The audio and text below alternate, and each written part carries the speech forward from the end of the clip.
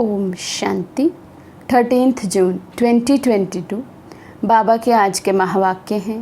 बाबा समझाते, मीठे बच्चे, ये पाठशाला है नर से नारायण बनने की। पढ़ाने वाला स्वयं सत्य बाप, सत्य शिक्षक और सतगुरु है। तुम्हें इसी निश्चय में पक्का रहना है। हमें पढ़ाने वाला सत्य बाप, सत्य शिक्षक, सतगुरु है। बाबा कहते हैं इसी निश्चय में हमें पक्के रहना है। कुछ भी हो जाए लेकिन ये निश्चय हमारा डोले नहीं। प्रश्न है, तुम बच्चों को किस बात का ज़रा भी फिक्र नहीं होना चाहिए, क्यों? बाबा समझाते, अगर कोई चलते चलते हार्ट फेल हो जाता है, शरीर छोड़ देता, तो तुम्हें फ़िक्र नहीं होना चाहिए, क्योंकि तुम जानते हो हर एक को अपनी एक्ट करना है। तुम्हें खुश होना चाहिए कि आत्मा ज्ञान और योग के संस्कार लेकर गई तो और ही भारत की अच्छी सेवा करेगी। फ़िक्र की बात नहीं, ये तो ड्रामा की भाभी। ज्ञान मार्ग में चलते चलते कोई शरीर छोड़ दे तो बाबा कहते फ़िक्र करने की कोई बात नहीं, और ही हमें तो खुश होना चाहिए कि वो आत्मा जाते जाते भी ज्ञान योग के संस्कार तो अपने में धारण करके गई, तो उसके जैसा ही फिर जन्म उसे मिलेगा। तो कहीं ना कहीं सेवा अर्थ ही बाबा यूज़ करेंगे। तो इसलिए बाबा कहते तुम्हें इस बात की फ़िक्र नहीं होनी चाहिए। गीत है, तुम ही हो माता पिता तुम ही हो। ओम शांति। बाप बच्चों को समझाते हैं। बच्चे जानते हैं बाबा भी बच्चे कह बुलाते हैं, और ये बाप दादा दोनों कंबाइंड हैं। पहले बाप दादा फिर बच्चे, ये नई रचना हुई ना। और बाप राजयोग भी सिखला रहे हैं, हूबहू 5000 वर्ष पहले मुआफिक फिर से हमको राजयोग सिखला रहे हैं भक्ति मार्ग में। फिर उनके किताब बनाए, उसको गीता कह दिया है, परंतु इस समय तो गीता की कोई बात नहीं। ये पीछे शास्त्र बनाए, उसको कह दिया है श्रीमद् भगवद गीता, सहज राजयोग की पुस्तक। भक्ति मार्ग में पुस्तक पढ़ने से फ़ायदा नहीं होगा। ऐसे ही सिर्फ शिव को याद करने से कोई वर्षा नहीं मिल सकता। वर्षा सिर्फ अभी संगम पर ही मिल सकता है। तो जब तक हम अपने पिता को जानते नहीं, पहचानते नहीं, उसके वर्षे के अधिकारी भी नहीं बन सकते हैं। इसलिए बाबा कहते भक्ति में भले कोई कितना भी शिव को याद करे, लेकिन वर्षे का अधिकारी नहीं बन सकते। वर्षे के अधिकारी केवल हम संगम युगी ब्राह्मण ही बनते हैं। बाप है ही बेहद का वर्षा देने वाला, और वर्षा भी देंगे संगम पर। बाप राजयोग सिखलाते हैं। दूसरे भी जो सन्यासी आदि सिखलाते हैं, उनके सिखलाने और इसमें रात दिन का फ़र्क है। उन्हों की बुद्धि में गीता रहती है और समझते हैं कृष्ण ने गीता सुनाई, व्यास ने लिखी, परंतु गीता तो ना कृष्ण ने सुनाई थी, ना वे समय था, ना कृष्ण का रूप हो सकता है। बाप सब बातें क्लियर कर समझाते हैं और कहते हैं अब जज करो। कितने सजे सजाए स्वरूप में यदि कृष्ण आए और वो गीता ज्ञान सुनाए, तो बाबा कहते फिर तो सब पहचान लें। फिर जो गीता में लिखा है कि मैं साधारण वेश में आता हूँ, मुझे कोर्टों में कोई ही जानते हैं, बाबा कहते फिर वो बात तो सिद्ध नहीं होती है। तो बाबा कहते बाबा हर बात हमें क्लियर कर समझाते हैं, और फिर ऐसा नहीं कि अंधविश्वास हम करें। बाबा कहते जज करो, वो ठीक था जो अभी तक पढ़ा सुना, या जो अब मैं पढ़ाता हूँ सुनाता हूँ वो सही है। उनका नाम भी बाला है। सत्य बताने वाला ही नर से नारायण बना सकते हैं। तुम बच्चे जानते हो हम नर से नारायण बनने के लिए इस पाठशाला व रुद्र ज्ञान यज्ञ में बैठे हैं। शिव बाबा अक्षर अच्छा लगता है, बरोबर बाप और दादा ज़रूर है। इस निश्चय से तुम आए हो। बाप ब्रह्मा द्वारा सभी वेदों शास्त्रों का सार समझाते हैं और समझा रहे हैं। हम तुमको त्रिकालदर्शी बना रहे हैं। बाबा हम बच्चों को त्रिकालदर्शी बना रहे, आदि मध्य अंत का ज्ञान देकर। ऐसे नहीं कि तुम त्रिलोकीनाथ बनते हो, नहीं, तुम नाथ तो बनते हो सिर्फ एक शिवपुरी के। उनको लोक नहीं कहेंगे, लोक मनुष्य सृष्टि को कहा जाता है। मालिक बनते हम केवल परम धाम के, शिवपुरी के। बाकी बाबा कहते तुम मालिक नहीं बनते हो। मनुष्य लोक, चैतन्य लोक, वे हैं निराकारी लोक। तुमको सिर्फ त्रिलोकी की नॉलेज सुनाते हैं, त्रिलोकी का नाथ नहीं बनाते हैं। तीनों लोकों का ज्ञान मिला है, इसलिए त्रिलोकदर्शी कहा जाता है। लक्ष्मी नारायण को भी त्रिलोकी नाथ नहीं कहेंगे, विष्णु को भी त्रिलोकी नाथ नहीं कहेंगे। उनको तो तीनों लोकों का ज्ञान ही नहीं है। लक्ष्मी नारायण जो बचपन में राधे कृष्ण हैं, उनको त्रिलोकी का ज्ञान नहीं है। तुमको त्रिकालदर्शी बनना है, नॉलेज लेना है। बाकी कृष्ण के लिए कहते हैं त्रिलोकी नाथ था, परंतु नहीं, तीनों लोकों का नाथ तो उनको कहेंगे जो राज्य करे। वे तो सिर्फ वैकुंठ नाथ बनते हैं। सत्य को वैकुंठ कहा जाता है, त्रेता को वैकुंठ नहीं कहेंगे। इस लोक के भी हम नाथ नहीं बन सकते। बाबा भी सिर्फ ब्रह्म तत्व का नाथ है। ब्रह्मांड जिसमें हम आत्माएं अंडे मिसल रहते हैं, उनका ही मालिक है। ब्रह्मा, विष्णु व शंकर सूक्ष्म वतन में रहने वाले हैं, तो वे वहाँ के नाथ कहेंगे।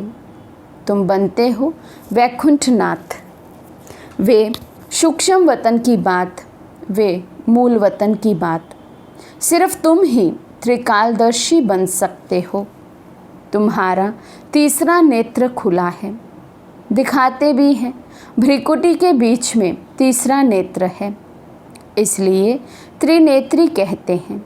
परंतु ये निशानी देवताओं को देते हैं, क्योंकि तुम्हारी जब कर्मातीत अवस्था हो जाती है, तब तुम त्रिनेत्री बनते हो। वे तो इस समय की बात है। बाकी वे तो ज्ञान का शंख नहीं बजाते। उन्होंने फिर वे स्थूल शंख लिख दिया है। ये मुख की बात है, इससे तुम ज्ञान शंख बजाते। जब मुख से किसी को ज्ञान सुनाते हैं तो बाबा कहते हैं उसको शंख कहा गया, लेकिन यादगार स्वरूप में उन्होंने स्थूल शंख दे दिया है। नॉलेज पढ़ रहे हो, जैसे बड़ी यूनिवर्सिटी में नॉलेज पढ़ते हैं।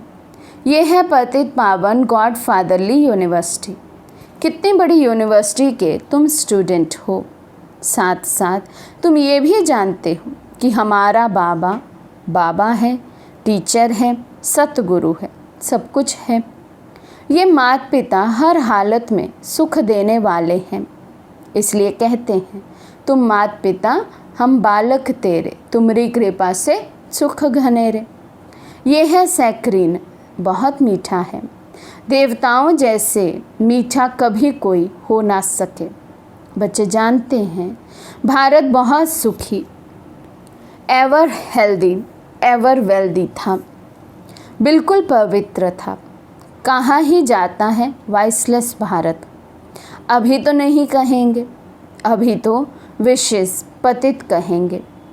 बाप कितना सहज कर समझा रहे हैं। बाप और वर्षे को जान जाते हैं। बाबा कितना मीठा बनाते हैं, तुम भी फील करते हो। हमको श्रीमत पर पढ़ना और पढ़ाना है, यही धंधा है। बाकी कर्म भोग तो जन्म जन्मांतर का बहुत है ना। समझो कोई बीमार पड़ते हैं, कल हार्ट फेल हो जाता है, तो समझा जाता है भावी ड्रामा की, उनको शायद और पार्ट बजाना होगा, इसलिए दुख की बात नहीं रहती है, ड्रामा अटल है, उनको दूसरा पार्ट बजाना है, फिक्र की क्या बात है। और ही भारत की अच्छी सेवा करेंगे, क्योंकि संस्कार ही ऐसे ले जाते हैं कोई के कल्याण अर्थ।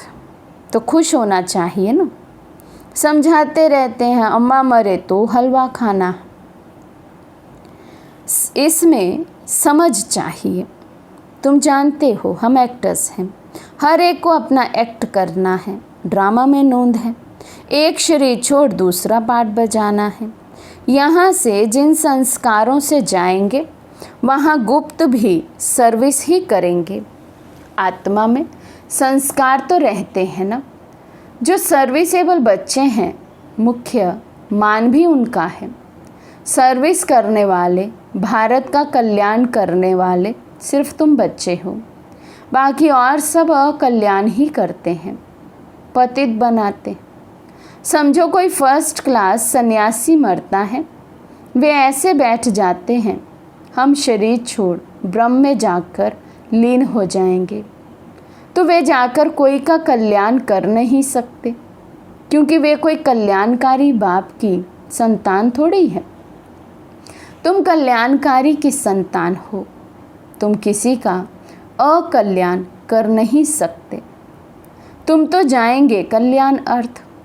ये है पतित दुनिया। बाप का ऑर्डिनेंस निकला है कि अभी ये भोग भल की रचना नहीं चाहिए, ये तमो प्रधान है।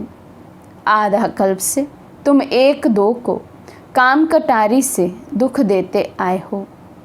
ये रावण के 5 भूत हैं जो तुमको दुख देते हैं, ये तुम्हारे बड़े दुश्मन हैं। बाकी कोई सोनी लंका आदि थी नहीं, ये सब बातें बैठ बनाई हैं। बाप कहते हैं ये तो बेहद की बात है। सारी मनुष्य सृष्टि इस समय रावण की जंजीरों में बंधी हुई है। मैगजीन में भी चित्र अच्छा निकला है, सब रावण के पिंजड़े में पड़े हैं, सब शोक वाटिका में हैं। अशोक वाटिका नहीं है, अशोका होटल नहीं, ये तो सब शोक की होटलें हैं, बहुत गंद करते हैं। तुम बच्चे जानते हो स्वच्छ कौन है, गंदे कौन है। अभी तुम फूल बन रहे हो। तुम बच्चे समझते हो आत्मा के रिकॉर्ड में कितना बड़ा पाठ नोंधा हुआ है। ये बड़ी वंडरफुल बातें हैं। इस छोटी आत्मा में अविनाशी पाठ 84 जन्मों का भरा हुआ है। कहते भी हैं हम पतित तमो प्रधान हैं। अभी है एंड। खूने नाहेक खेल है ना। एक बॉम्ब से कितने मर पड़ते हैं तुम जानते हो। अभी पुरानी दुनिया रहनी नहीं है। ये पुराना शरीर पुरानी दुनिया है। हमको नई दुनिया में नया शरीर मिलना है, इसलिए पुरुषार्थ कर रहे हैं श्रीमत पर। ज़रूर ये सब बच्चे उनके मददगार हैं। श्री की श्रीमत पर हम श्री लक्ष्मी श्री नारायण बनते हैं। वाइस प्रेसिडेंट को प्रेसिडेंट थोड़ी कहेंगे, ये तो हो ही नहीं सकता। पत्थर भीतर में भगवान अवतार कैसे लेंगे। उनके लिए गाते हैं यदा यदा ही धर्मस्य। जब जब बिल्कुल पतित बन जाते हैं, कलयुग का अंत समीप आ जाता है, तब मुझे आना पड़ता है। अब तुम बच्चे मुझ बाप को याद करो। बाबा पूछते हैं बाबा की याद रहती है। कहते हैं बाबा घड़ी घड़ी भूल जाते हैं। क्यों? लौकिक बाप को तो कभी भूलते नहीं। ये बात बिल्कुल नहीं है।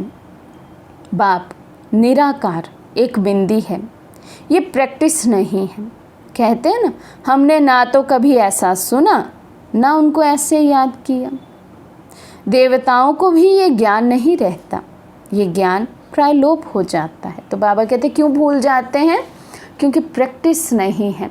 तो जब प्रैक्टिस हो जाएगी, अभ्यास हो जाएगा, तो निरंतर भी हो जाएगा। तो उनको स्वदर्शन चक्रधारी भी नहीं कहेंगे।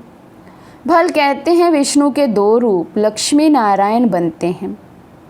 प्रवृत्ति मार्ग के लिए 2 रूप दिखाते हैं, ब्रह्मा सरस्वती, शंकर पार्वती, लक्ष्मी नारायण। ऊंचे ते ऊंचा है एक, फिर है सेकंड, थर्ड।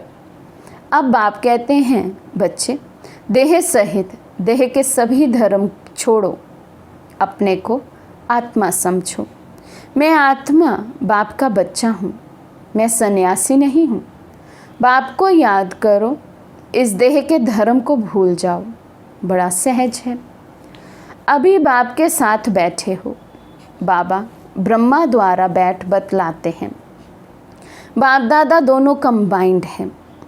जैसे 2 बच्चे इकट्ठे पैदा होते हैं ना, ये भी 2 का पार्ट इकट्ठा चल रहा है। बच्चों को समझाया है अंतमति सो गति। जब शरीर छोड़ते हैं उस समय बुद्धि कहाँ चली गई, तो वहाँ जाकर जन्म लेना पड़ेगा। अंतमति सो गति, बाबा कहते हैं अंत में जिसकी याद आ गई, जो याद आ गया वैसा जन्म पाएंगे। फिर अंतकाल पति का मुँह देखती है तो बुद्धि वहाँ चली जाती है। अंतकाल जो जैसी स्मृति में रहता है उसी समय का बड़ा असर रहता है। अब कब अंतकाल आ जाए ये तो किसी का पता ही नहीं। अभी अच्छे अच्छे बैठे हैं, 1 सेकंड में हार्ट अटैक हो और ख़त्म। अब उसे 1 सेकंड में क्या क्या याद आया, किसकी याद में बैठे थे, क्या बात कर रहे थे, क्या संस्कार एक्ट में आ रहे थे, बाबा कहते उस हिसाब से फिर जाकर जन्म लेंगे। अगर उस समय की स्मृति रहे कि कृष्ण जैसा बच्चा बनूं, तो बात मत पूछो।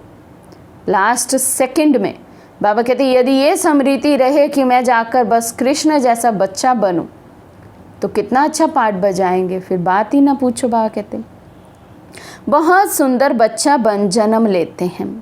अब तो अंतमति एक ही लगन रखनी है ना। इस समय तुम क्या कर रहे हो जानते हो? हम शिव बाबा को याद करते हैं। सबको साक्षात्कार तो होता ही है। मुकुटधारी तो कृष्ण भी है, राधे भी है।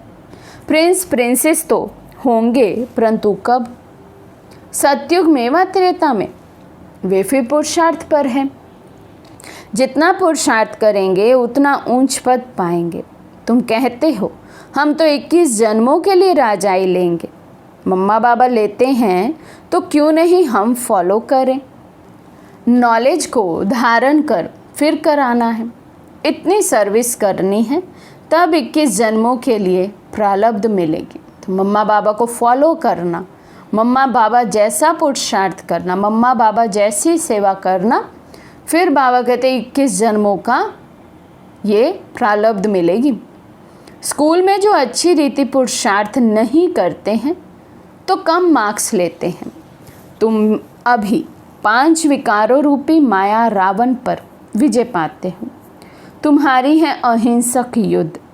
अगर राम को निशानी ना देवें तो सूर्यवंशी चंद्रवंशी कैसे कहा जाए? तो बाप कहते हैं तुम जितना पुरुषार्थ करेंगे तो अंतमति सो गति होगी। देह का भी ख्याल ना हो, सबको भूलना है। बाप कहते हैं तुम अशरीरी आए थे, फिर अशरीरी जाना है। तुम इतनी छोटी बिंदी इन कानों से सुनती हो, मुख द्वारा बोलती हो। हम आत्मा एक शरीर छोड़ फिर दूसरे में जाते हैं। अभी हम आत्माएं घर जा रही हैं। बाबा बड़ा श्रृंगार कराते हैं जिससे मनुष्य से देवता बन जाते हैं। तुम जानते हो शिव बाबा को याद करने से हम ऐसे बनते हैं। गीता में भी है मुझे याद करो और वर्षे को याद करो तो तुम स्वर्ग के मालिक बनेंगे। बिल्कुल सहज है, समझते भी हैं। बरोबर हम कल्प कल्प आपसे ब्रह्मा द्वारा वर्षा पाते हैं। गाते भी हैं ना, ब्रह्मा द्वारा स्थापना देवता धर्म की। नापास होने से फिर त्रेता के क्षत्रिय धर्म में चले जाते हैं। ब्रह्मा द्वारा ब्राह्मण, देवता, क्षत्रिय 3 धर्मों की स्थापना होती है। सतयुग में और कोई धर्म होते नहीं और सब बाद में आते हैं, उनसे हमारा कोई कनेक्शन नहीं। भारतवासी भूल गए हैं कि हम आदि सनातन देवी देवता धर्म के हैं। ये भी ड्रामा का पार्ट ऐसा बना हुआ है। अच्छा, मीठे मीठे सिके लदे बच्चों प्रति माता पिता बाप दादा का याद प्यार और गुड मॉर्निंग। रूहानी बाप की रूहानी बच्चों को नमस्ते। हम रूहानी बच्चों की रूहानी बाप दादा को दिल व जान सिक व प्रेम से नमस्ते नमस्ते नमस्ते जी। धारणा के लिए मुख्य सार। फर्स्ट पॉइंट, श्रीमत पर पढ़ने और पढ़ाने का धंधा करना है। ड्रामा की भावी पर अटल रहना है। किसी भी बात का फिक्र नहीं करना है। सेकंड पॉइंट, अंत काल में एक बाप के सिवाय और कोई भी याद ना आए, इसलिए इस देह को भी भूलने का अभ्यास करना है, अशरीरी बनना है। आज का वरदान है, मन बुद्धि से किसी भी बुराई को टच ना करने वाले संपूर्ण वैष्णव व सफल तपस्वी भव। मन बुद्धि से किसी भी बुराई को टच ना करने वाले संपूर्ण वैष्णव व सफल तपस्वी भव। पवित्रता की पर्सनैलिटी व रॉयल्टी वाले मन बुद्धि से किसी भी बुराई को टच नहीं कर सकते। जैसे ब्राह्मण जीवन में शारीरिक आकर्षण व शारीरिक टचिंग अपवित्रता है, ऐसे मन बुद्धि में किसी विकार के संकल्प मात्र की आकर्षण व टचिंग अपवित्रता है। तो किसी भी बुराई को संकल्प में भी टच ना करना, यही संपूर्ण वैष्णव व सफल तपस्वी की निशानी है। स्लोगन है, मन की उलझनों को समाप्त कर वर्तमान और भविष्य को उज्जवल बनाओ।